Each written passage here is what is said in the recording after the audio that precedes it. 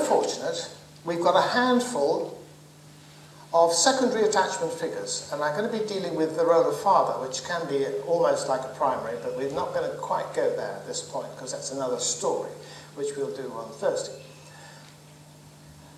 Secondary attachment figures, someone like Granny. Now, my maternal grandmother, whose house I was born in, I was always close to her. It's only recently that I realised, of course I was close to her, and of course she had a soft spot for me, because I was born in her house. No hospitals during the war like that. Rural Wiltshire. I was born in her house. And I always had that warm, fuzzy glow. Whereas with my father's mother, the Blue Rinse Brigade and the lavender kiss, you know, you tolerated that because she lived in a lovely place, but you used to have a lot of holidays with my father's mother. But the way my father described this is, he says, think of this as a pyramid. Now, at the top of the pyramid, you would normally find one person. Sometimes you find more than one. But fundamentally, you have one person, the person who raised you, the person who brought you up. Below that, you're going to have these high-ranking secondary attachment figures, which is where a nanny ought to be. They oughtn't to be a primary, like Minnie.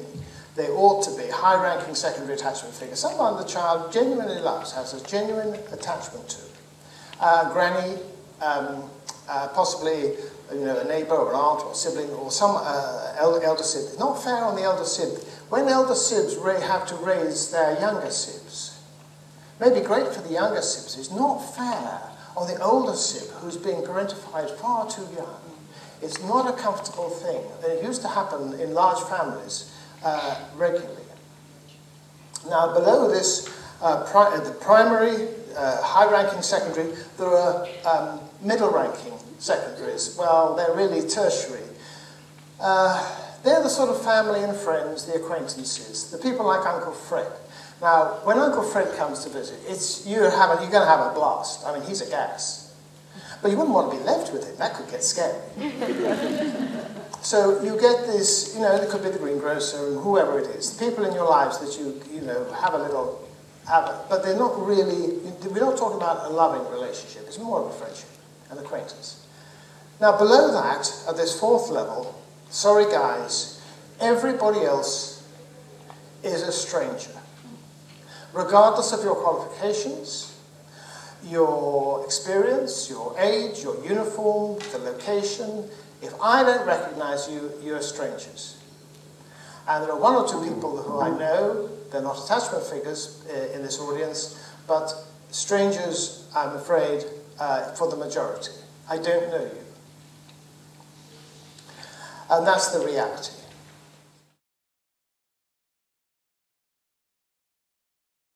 Now, okay, so we've got primary attachment figure, the person who raises. We've got secondary attachment figures. But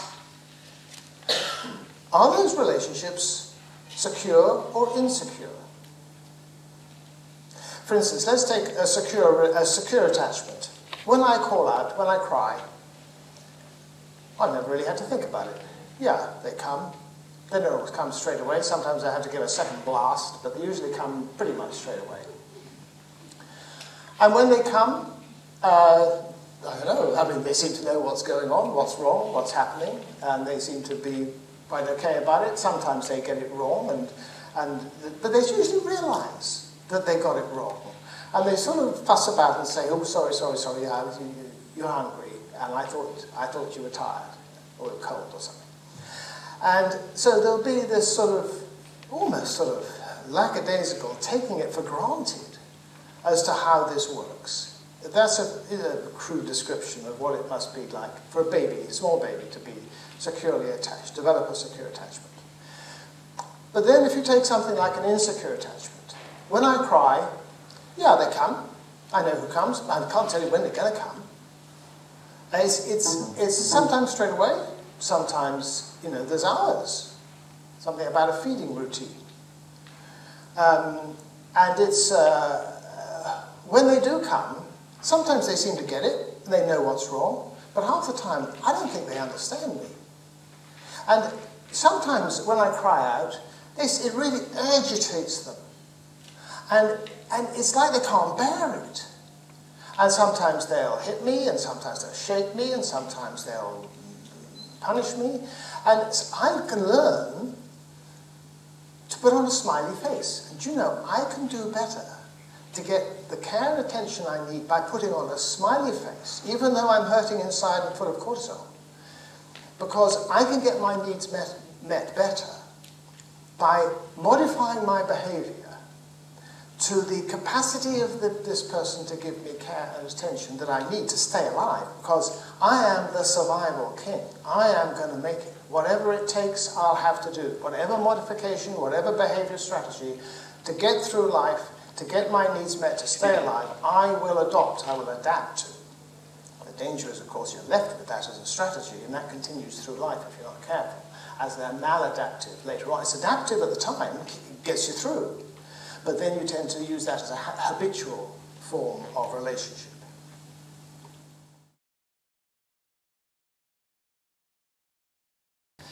Now, let's just take this concept of separation anxiety.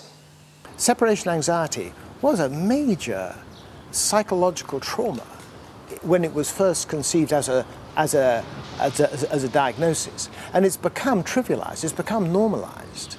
Oh yeah, separation anxiety, yeah, I mean the child just sort of, you know, mum goes out the room and the child's got separation anxiety. No, absolutely not. No, the child's protesting and seeking, but that's not separation anxiety. Separation anxiety is sort of hospitalization, this is major league, but it's become dumbed down, that everything's down, and of course it's normal. It's a normal response.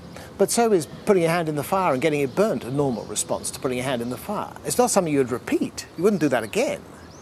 So this is something actually that needs to be addressed, I think, that I'm really concerned that babies who are being cared for in unfamiliar locations, by unfamiliar people, without access to an attachment figure, that's three key figures, principles. These children, under the age of 3, 36 months, thereabouts, these children have got little choice but to withdraw. And at some level, it'll be a form of dissociation, because they can't fight.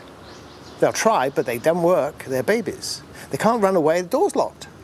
So what have they got left? They've got freeze. They've got surrender, they've got withdrawal, and this dissociative, dreamlike behavior where they're not fully engaged. But they'll resurface when attachment figure shows up. They'll reconnect.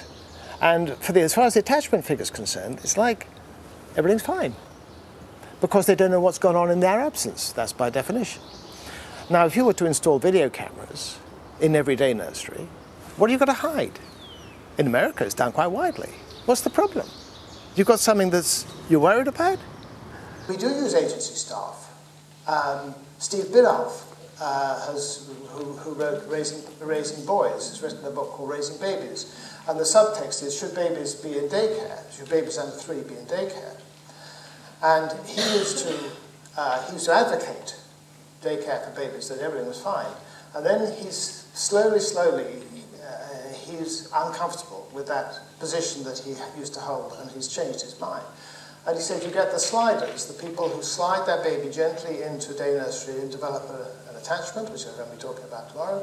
And then you get the slammers, the people who say, look, the easiest for your baby, if you leave your baby now, he will be upset, but I promise you that he'll quiet, he'll accept this, and if there are any problems, we will telephone. And these people know that if you bring a baby in, you stand a fair and you let them cry it out, you can get them to dissociate. Now, you can make money out of a baby who's quiet like that. It's very difficult to make money out of 20 babies who are screaming their heads off.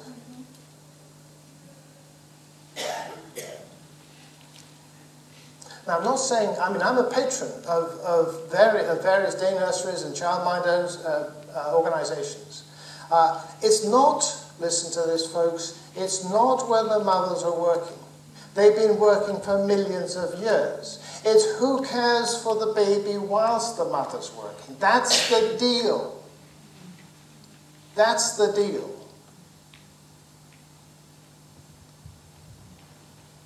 And the trouble is, if we have a society that has now become so nuclear, so mum, dad and babies, or just mum and babies, we don't have that extended family structure. We don't have the cash to buy in stable, enduring secondary attachment figures.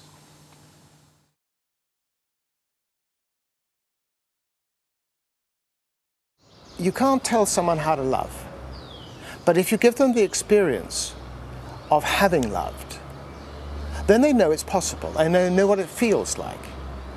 And then you can decide whether you're going to go there again, depending upon how painful the end of that was or how successful that was. But I think it's better to have loved and lost than never to have loved at all. It's painful. And one of the sad realities is that because humans are pretty pain averse, we are prone to avoiding what it is that hurt us last time. And if making an attachment that got broken was painful, we are often reluctant to go there again at the same level of intensity and commitment. And sometimes the innocence of youth can play in our favor, that we haven't been hurt, we can commit, we can give our whole heart and never experience the intensity. Yeah, we can have a few sort of bust up with girlfriends beforehand, but we're not talking now about a serious relationship. And so I think this whole issue in society of children pushing away because they have found that they feel safer if they don't make new attachments, because in the past they've got broken and hurt, and the pain is genuine, is real. And likewise with adults who have difficulty committing, is the term we tend to use, and it's almost exclusively because they've been hurt in a previous relationship and they don't really want to go there again. And it's very difficult to be told, it'll be okay, when actually your experience is this is not okay. And why should I believe you when my experience is different?